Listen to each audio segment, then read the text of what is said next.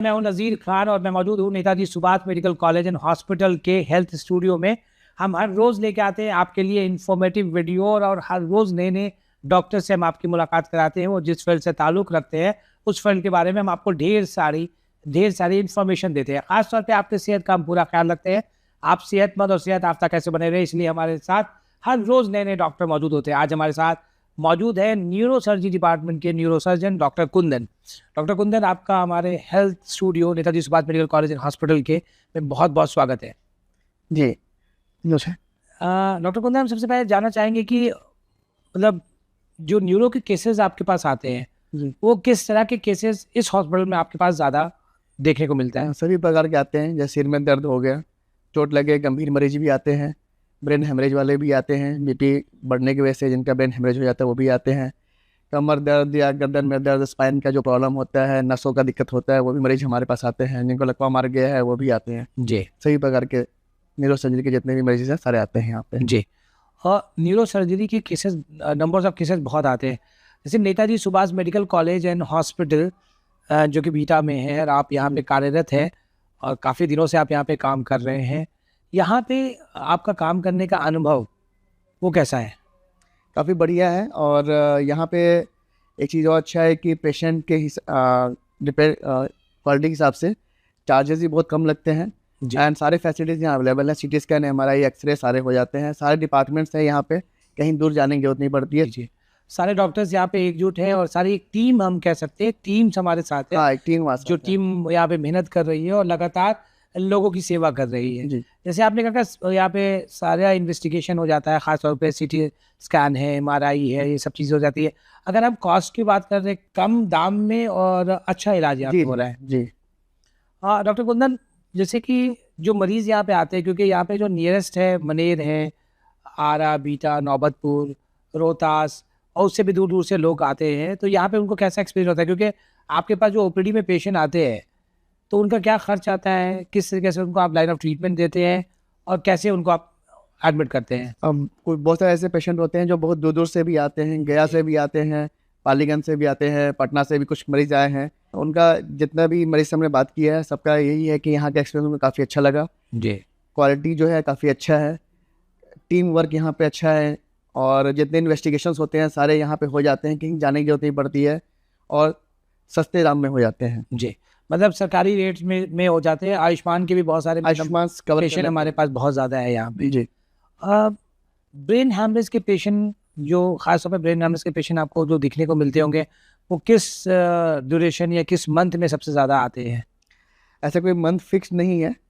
Trauma वाले patient जैसे होते हैं वो कभी भी 24 आवर आते रहते हैं यहाँ पे, और डेली ऑपरेशंस कभी महीने में चलते रहता है हमारा यहाँ पे। ट्रॉमा का पेशेंट हो गया, जिनका ब्रेन हेमरेज हो गया जी। और ख़ास करके जब मौसम ठंडा होता है उस टाइम पे हमारे पास जो बीपी वाले मरीज होते हैं वो खास करके आते हैं, जो बीपी बढ़ने से ब्रेन हेमरेज होता है जी, तो वो उस समय आते हैं वो।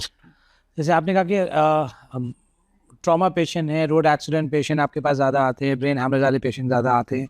अगर सर्जरी की हम बात कर रहे हैं, क्योंकि हमारे पास सर्जिकल ओटी है, इतने सारे ओटीज़ हैं जहाँ पे ओटी में आप काम करते हैं, ऑपरेशन करते हैं, सबसे लंबा ओटी जो आपके एक्सपीरियंस होगा, जो आपके लगता है कि बहुत कॉम्प्लिकेटेड था और बहुत लंबा था, वो क्या कौन सा है?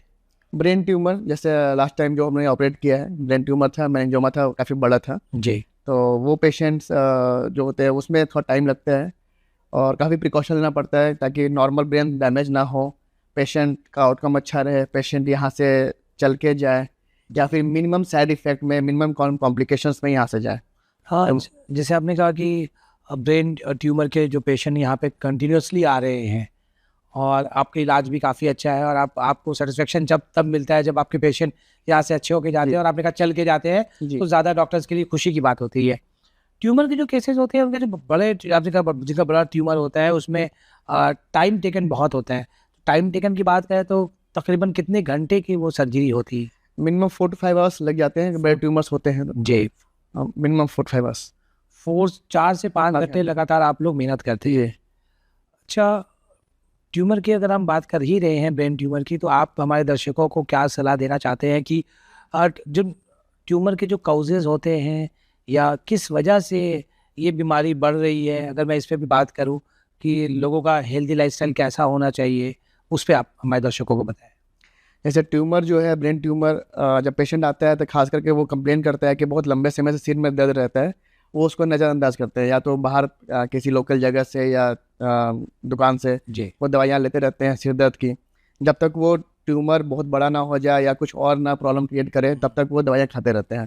तो इसको नज़रअंदाज ना करें। जितने सिर दर्द होते हैं आप आ करके किसी अस्पताल में जाकर दिखाएं, उनको उनका CT स्कैन या MRI कराएं, ताकि मालूम चल सके कि ब्रेन में ट्यूमर है या नहीं है। जी। और ट्यूमर जब बड़ा होता है धीरे धीरे उसमें देखने में प्रॉब्लम आता है, सिर में बहुत तेज़ दर्द होता है, मिर्गी जैसे झटके चालू हो जाते हैं। जी। तो जब भी ये सब हो, उनको नज़रअंदाज नहीं करें, तुरंत फ़ौरन किसी भी अस्पताल में जाकर, नज़दीक अस्पताल में जाकर दिखाएं उनको। बहुत सही आपने इन्फॉर्मेशन दी कि अगर किसी को सर में बहुत ज़्यादा दर्द हो रहा है तो आप नॉर्मली दवा की दुकान जाके मेडिसिन बिल्कुल ना खाएं, आप एक बार इन्वेस्टिगेशन करें। एक अच्छे न्यूरोफिजिशियन हैं या न्यूरो सर्जन हैं, उनसे एक बार ज़रूर कंसल्ट करें।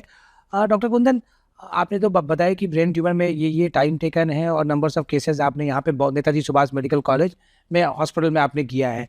अगर मैं बात करूँ नॉर्मली RTA में भी कभी कभी होता है कि हेड इंजरी होती है पेशेंट को और इंटरनल ब्लीड हो जाता है, तो वो प्रोसेस कैसा होता है? फिर आप उसको आप सर्जरी करते हैं या फिर ड्रेन आउट करके निकालते हैं? वो सारी चीज़ें हमारे दर्शकों को बताएं। डिपेंड करता है कितना बड़ा ब्रेन हेमरेज हुआ है।